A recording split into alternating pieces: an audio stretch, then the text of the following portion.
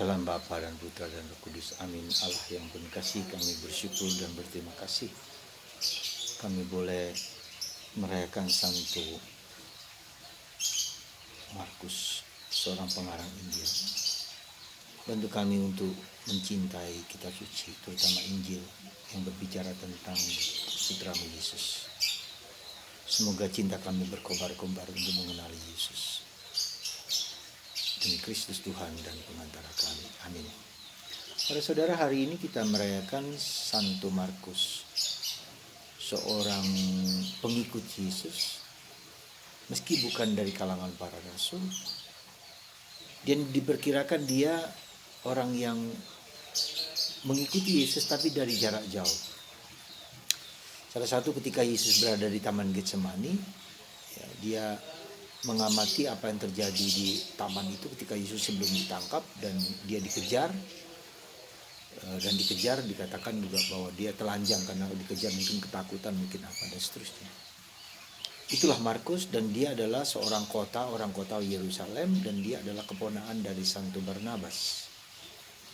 Nah, dia mengikuti Petrus dan Paulus, katakanlah sebagai murid mereka berdua.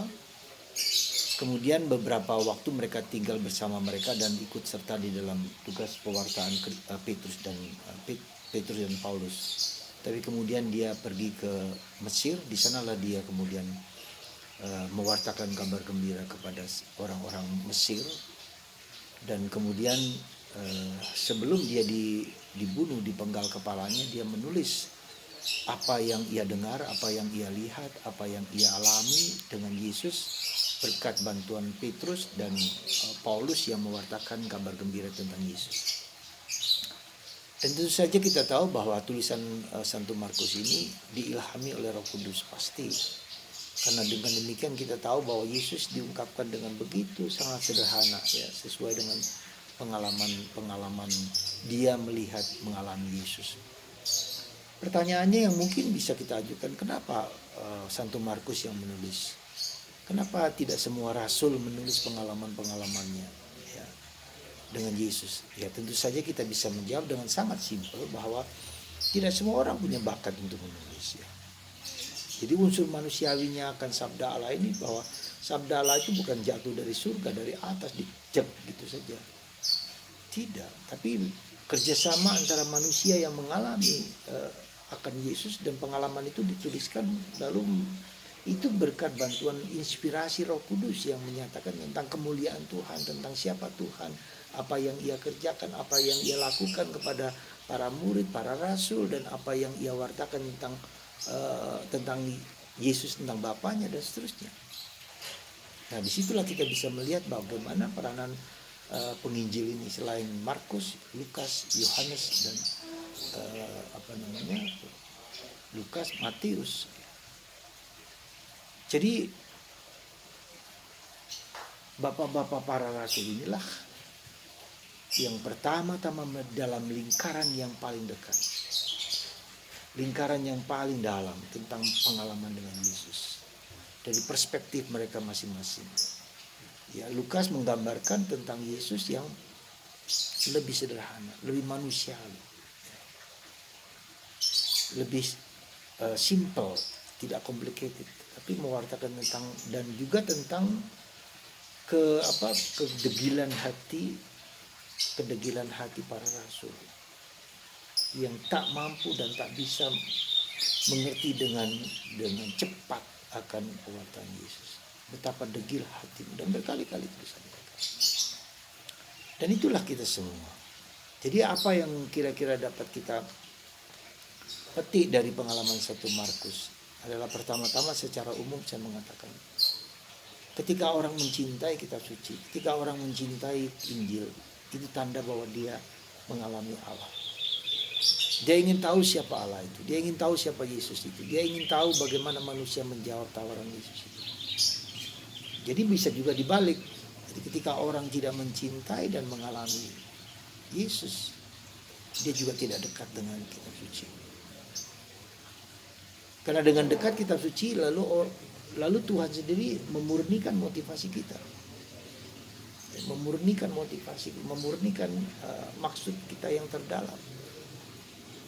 Di dalam kitab suci itu kita selalu lihat bahwa bukan pengarangnya yang penting, tapi membawa orang untuk bersatu dengan Yesus, dengan pribadi Yesus.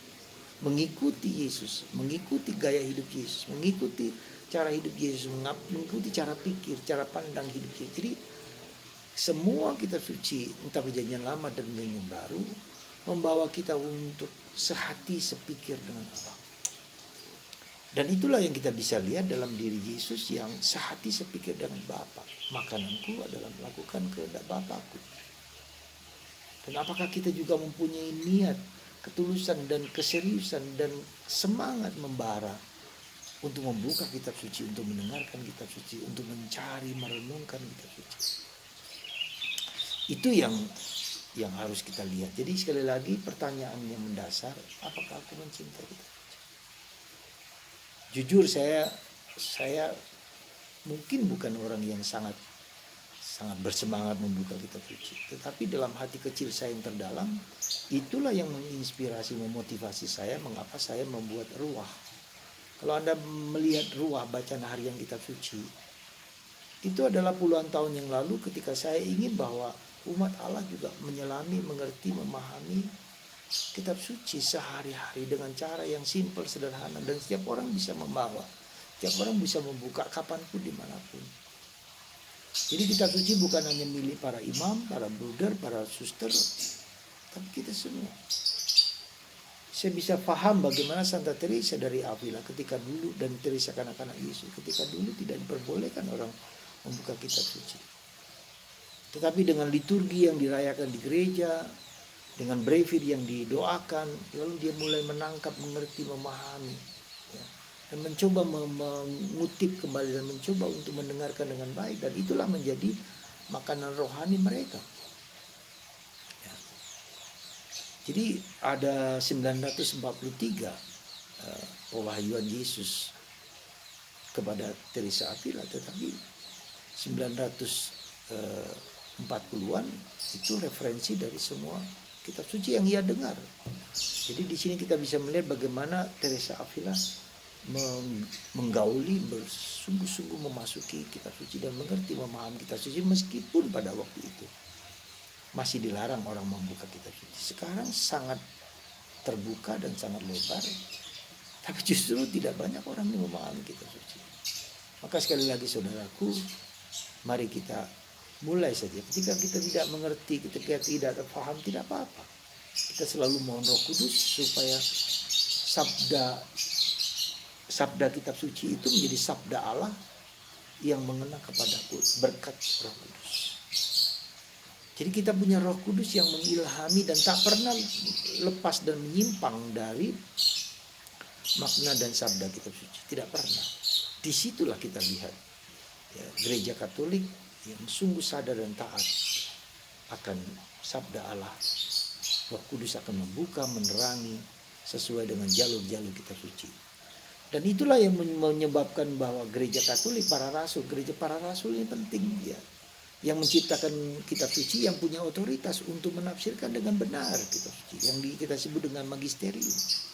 Jadi bapak para rasul, bapak gereja, ya, pada setelah para rasul meninggal, lalu bapak gereja yang menjadi murid Yesus, menjadi murid para rasul ini, ya, seperti Clemens Alexandria, Polikarpus, ya, bapak-bapak gereja yang mengalami sendiri dan seterusnya. Dan bapak gereja inilah punya otoritas untuk menafsirkan dengan benar kitab suci supaya tidak terjadi penyimpangan-penyimpangan juga. Dan kenapa bapak gereja itu menafsirkan dengan benar dan bagus? Karena mereka masih dalam waktu timeline yang dekat dengan Yesus. Tapi setelah bapak gereja, lalu kita semua ya, para ahli kitab suci, dan itu kita punya satu otoritas yang disebut magisterium yang menafsirkan kitab suci dengan benar supaya tidak menyimpang. Ya maaflah saudara-saudara Kristen, entah Kristen Protestan, entah Pentakosta dan seterusnya, tidak punya otoritas untuk menentukan itu. Maka begitu banyak mereka gereja pecahan-pecahan yang begitu luar biasa. Dan tidak, gereja Katolik tidak bisa. Itulah kekuatan kita bersyukur kepada gereja Katolik yang punya otoritas, bahwa tafsiran-tafsiran tidak boleh menyimpang dari maksud kehendak Allah.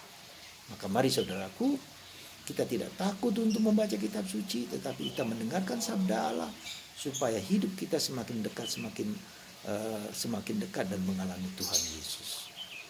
Paskah mengingatkan kita bahwa Tuhan hadir, Immanuel, dulu, sekarang, dan akan datang dalam gereja, dalam hidup kita bersama. Tuhan berkati Anda dan saya semua. Selamat Santo Markus, dalam nama Bapa dan Putra dan Roh Kudus.